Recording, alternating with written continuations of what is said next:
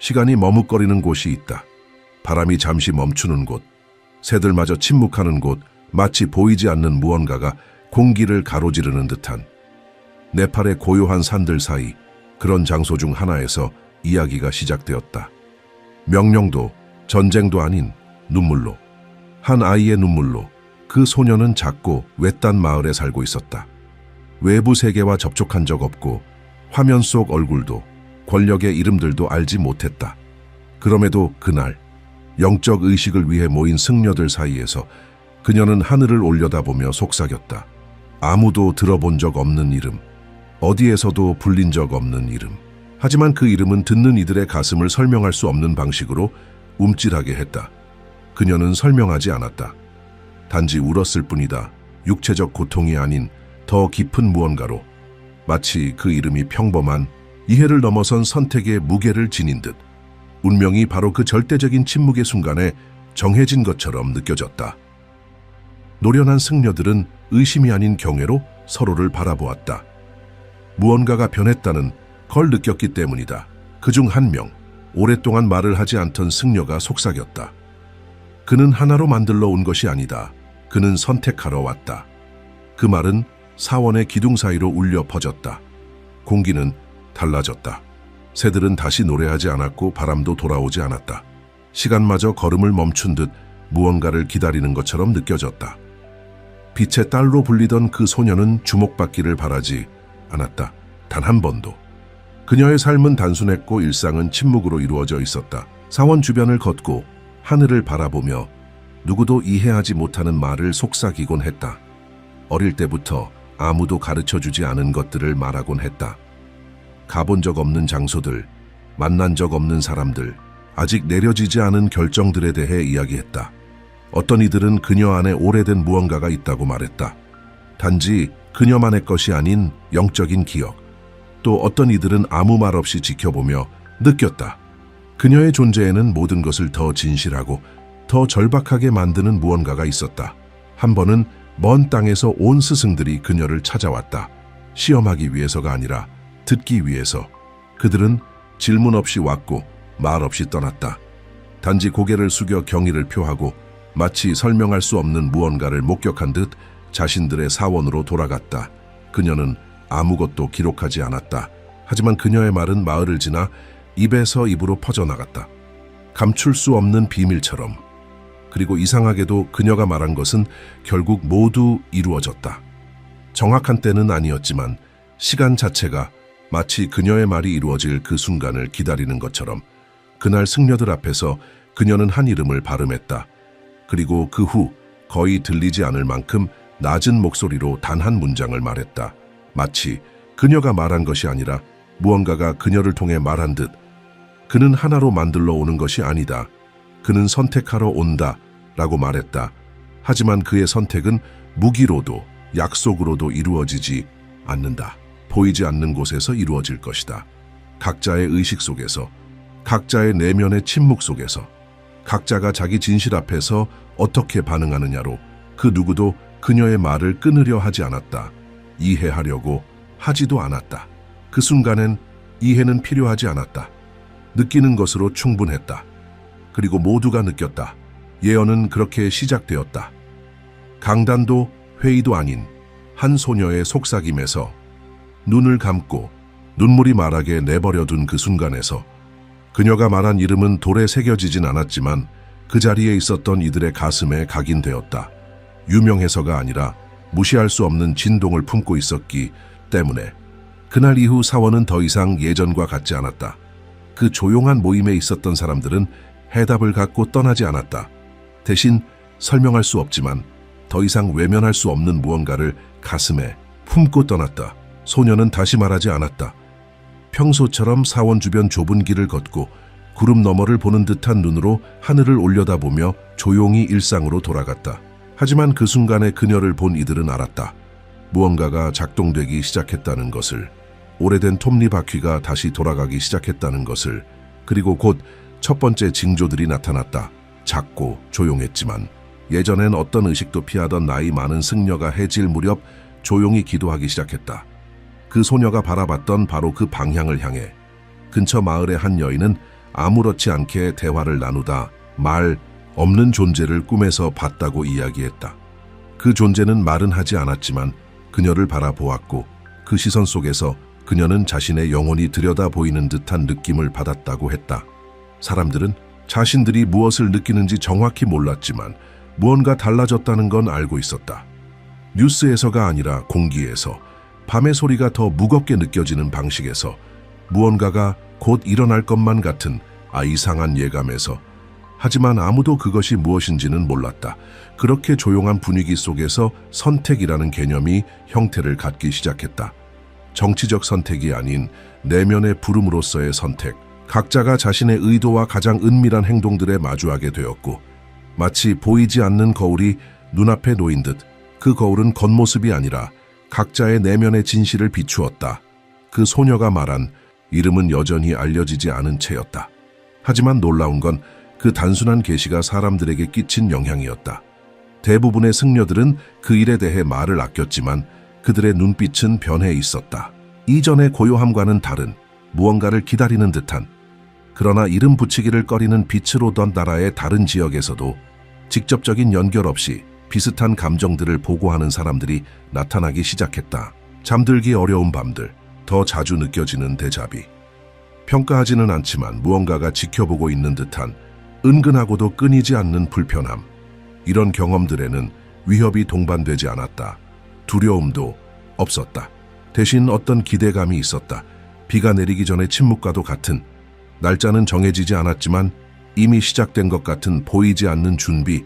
누군가는 설명을 찾으려 했고 또 누군가는 무시했다. 그러나 더 예민한 이들 사이에서는 조용한 공감이 생겨나기 시작했다.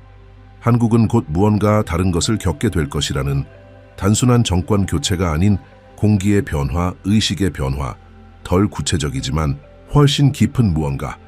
그 소녀가 언급했던 지도자의 형상은 얼굴도 대중적 존재도 없이 사람들의 생각 속에서 자리를 차지해가기 시작했다. 구세주로서가 아니라 전환점으로서, 더 크고 설명하기 어려운 무언가의 상징으로. 그의 존재는 눈으로 느껴지지 않았다. 내면의 감각으로 느껴졌다. 이성이 닿을 수 없는 벽을 뚫고 전해지는 진동처럼. 일부 학자들은 옛 문서들을 다시 찾기 시작했다. 위대한 연설이 아닌 각자가 마음속에 무엇을 길러왔는가에 따라 선택이 이루어질 시대를 말한 불교의 고문서들. 지도자는 명령자가 아닌 거울이 될 시대. 무엇을 해야 하는지 말해주는 이가 아니라 각자가 어디에 서 있는지를 비춰주는 존재. 이런 맥락에서 소녀가 본 그 인물은 새로운 의미를 갖게 되었다. 그녀는 변화를 강요하는 존재를 예고한 것이 아니었다. 이미 내면에서 변한 이와 변하지 않은 이를 드러내는 존재를 밝혔던 것이다. 그리고 바로 이 단순한 진실이 많은 이들에게 불편함을 안겼다. 그 인물 자체가 두려운 것은 아니었다. 그 인물이 일으키는 파장, 그가 드러내는 것, 그가 아무것도 요구하지 않으면서도 내면으로부터 요구하게 만드는 그 느낌이 두려웠다. 사람들은 어느 순간 자신들이 모르는 사이에 선택의 갈림길에 서 있음을 깨닫기 시작했다. 지금 이대로 머물 것인지 아니면 스스로 안에서부터 변화하기 시작할 것인지. 명령이 아니라 자신의 양심에 의해 스스로를 바라보는 그 감각 때문에 그런 분위기 속에서 소녀는 조용한 기준점이 되었다. 더는 아무 말도 하지 않았지만 존재 그 자체로 늘 그러했듯 조용히 걷고 있을 뿐인데 이제는 수많은 눈들이 그녀를 바라보며 의문을 품었다. 어떻게 저토록 작은 존재가 목소리 한번 높이지 않고도 세상을 이렇게까지 뒤흔들 수 있을까? 시간이 흘렀지만 산속 그날 오후의 기억은 사라지지 않았다. 오히려 점점 더 실체를 갖기 시작했다. 아이의 속삭임으로 시작된 문장은 그 자리에 있던 이들 사이에서 조용한 이정표가 되었다. 그녀가 말한 그 이름은 들은 이들의 마음속에서 하나의 성스러운 단어로 남았다. 하지만 동시에 위험한 이름이기도 했다. 그 소리 때문이 아니라 그 이름이 불러일으키는 자각 때문이었다. 마을에서는 이상한 행동들이 나타나기 시작했다. 예전에는 서로 거리를 두던 사람들이 조심스럽게 행동하기 시작했고 온순하던 사람들은 불안해졌다. 겉으로 보이는 이유 때문이 아니었다. 아무도 피할 수 없는 무언가 때문이었다. 마치 예고 없이 다가오는 선택이 가까워지는 것 같았다. 그러나 그것은 피할 수 없는 일이었다.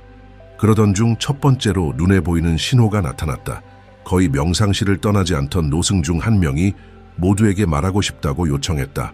그의 목소리는 약했지만 단호했다. 그는 오직 이렇게 말했다. 분열의 시간이 시작되었다. 도망치지 마라, 저항하지도 마라, 받아들여라. 약속도 없다, 보상도 없다. 오직 한 가지 확실한 것이 있다. 길이 나뉘고 있다는 것이다. 그리고 각자는 자기 안에서 어느 쪽으로 갈지를 선택할 순간을 느끼게 될 것이다. 그 순간은 모두가 느꼈다. 그리고 아주 이상한 일이 일어났다. 절망도 혼란도 없었다. 대신 침묵이 있었다. 어떤 외침보다 무거운 침묵. 사람들의 눈을 바라보는 것 같은 침묵. 목소리 없이 묻는 것 같은 침묵. 당신은 준비가 되었는가? 그때부터 모든 것이 달라졌다. 외부 세계가 아니라 내면이. 많은 사람들이 불면의 밤을 보냈고 강렬한 꿈을 꾸었고 아무 이유 없이 어린 시절의 기억이 떠올랐다. 일상의 작은 일들이 전보다 더 큰 의미를 갖기 시작했다. 깨진 유리컵, 미뤄진 대화, 한 번도 하지 못한 용서, 그런 것들이 다시 떠올랐다. 마치 지금은 미뤄진 것을 해결해야 할 시간이라고 말하는 듯이, 그리고 그 모든 가운데 그 이름은 계속 울려 퍼졌다. 유명한 정치인은 아니었다. 여론조사에 나오는 인물도 아니었다. 하지만 어떤 사람들은 몇몇 공인들 속에서 그 소녀가 말했던 그 울림과 비슷한 무언가를 느끼기 시작했다. 확실한 증거는 없었지만 어떤 시간이 다가오고 있다는 느낌은 분명했다. 수도에서는 정치에 관심 없던 영적 집단들조차도 조용한 리더십이라는 개념을 이야기하기 시작했다. 무엇을 하라고 지시하는 리더가 아니라 각자 내면에 미뤄두었던 것을 자극하는 리더. 상징적이라 여겨졌던 개념들이 이제는 구체적인 긴급함을 띠기 시작했다. 마치 외부 세계가 마침내 내면의 세계를 따라잡고 있는 것처럼 TV에서는 거의 아무 말도 없었다. 그러나 말의 사이사이, 표정 속에서, 몸짓 속에서 어떤 사람들은 무언가가 마쿠에서 준비되고 있음을 알아차렸다. 논리적으로 설명할 수는 없었지만 디테일 속에서 확인할 수 있었다. 어울리지 않는 시선, 인터뷰 중에 갑작스러운 침묵, 단순한 실수로 보기엔 너무 무거운 단어. 모든 일이 시작된 지방에서는 그 소녀가 여전히 침묵을 지키고 있었다. 말은 더 이상 없었다. 하지만 모두가 그녀가 느끼고 있다는 것을 알고 있었다. 그녀의 시선은 변해 있었다. 이제는 한 곳을 고정해서 바라보는 것 같았다. 다른 사람들이 볼 수 없는 무언가를 끊임없이 바라보는 듯했다. 그리고 말이 없었지만 그녀 주변의 사람들은 변하기 시작했다. 더 나은 행동을 하고 싶고, 더 맑게 생각하고 싶고, 스스로의 가치를 다시 돌아보고 싶어졌다. 강요가 아니라 단지 그녀의 존재 때문이었다. 그것이 첫 번째 큰 신호였다. 진정한 변화는 박수도 없고 무대도 없고 아무도 보지 않는 곳에서 시작되었다. 그때 사람들은 자신들이 부름받고 있다는 것을 느끼기 시작했다. 어떤 명령서 때문이 아니라 하나씩 깨어나고 있는 의식 때문이었다. 겉보기에는 평소와 다름없는 날들이 계속되었다. 거리는 여전히 바쁘게 오가는 사람들로 가득했고 뉴스는 여전히 같은 주제를 반복했다. 외부에서 보기엔 아무것도 변하지 않은 것 같았다. 그러나 내부는 달라졌다. 시간이 더디게 흘러가는 것 같았고 모든 것이 무언가를 기다리고 있는 것 같았다. TV에서 나오는 발표가 아닌 몸과 마음과 심장을 통해 다가오는 어떤 소식 말이다. 그 소녀가 말했던 이름은 이제 거의 집단적인 속삭임이 되었다. 많은 이들이 그 이름을 몰랐지만 들을 때마다 무언가를 느꼈다. 위압적인 이름은 아니었다. 단순했다. 그러나 그 이름은 이상한 기억을 불러일으켰다.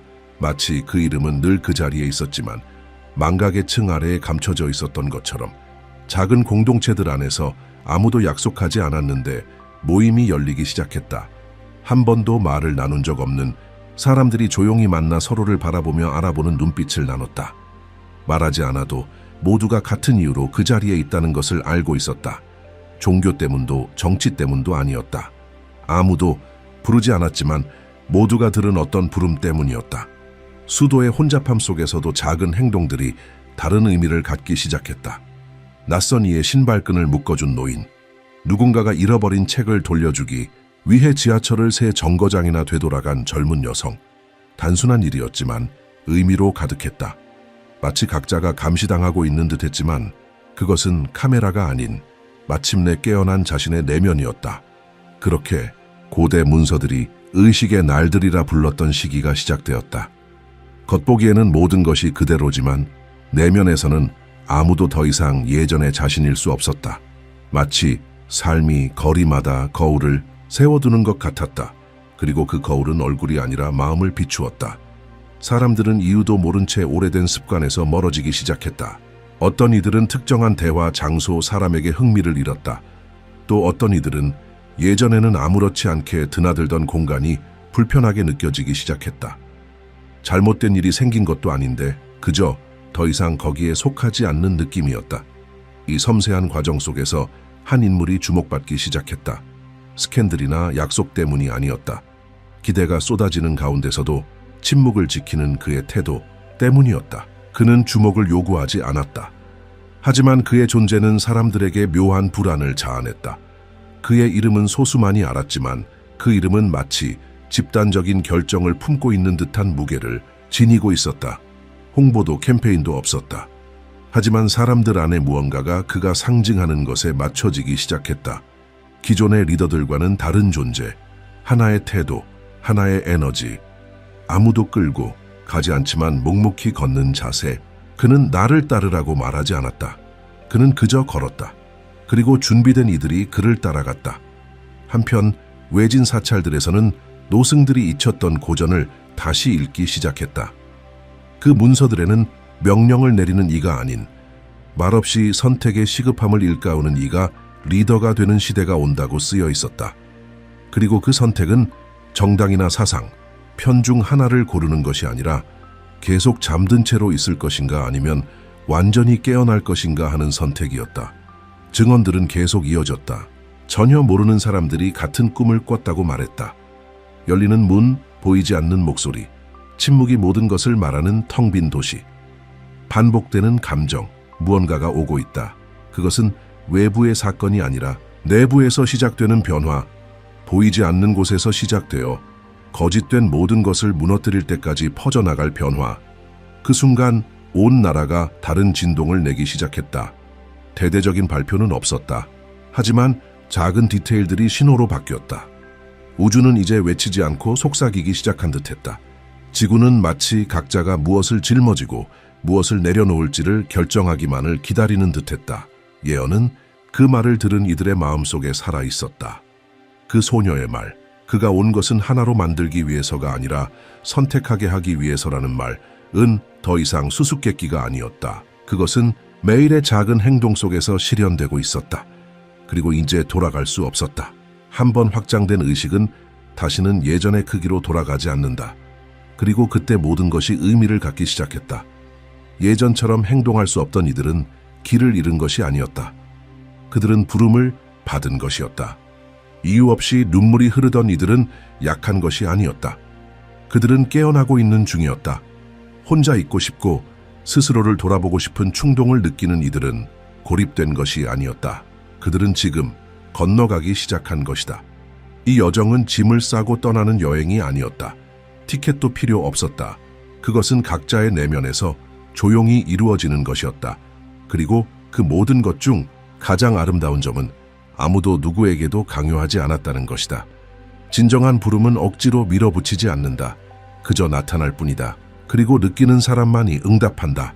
그 모든 가운데에서도 그 소녀는 여전히 침묵 속에 있었다. 하지만 그녀의 시선은 변해 있었다. 그녀를 보는 이들은 알 수 있었다. 그녀는 계속해서 보고 있었다. 눈앞의 현실이 아닌 그 너머에서 이미 형성되고 있는 무언가를. 그녀는 시간이 흐르고 있다는 것을 알고 있었다. 결정의 순간이 가까워지고 있다는 것도. 그리고 진정한 분리는 법령으로가 아니라 진동으로 이루어질 것임을 모든 것이 우연이라 여겼던 이들조차 이제는 알기 시작했다.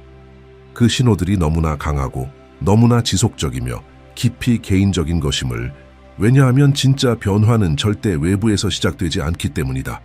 그것은 마침내 누군가가 내가 안에서부터 바뀌어야 한다고 받아들이는 순간부터 시작된다.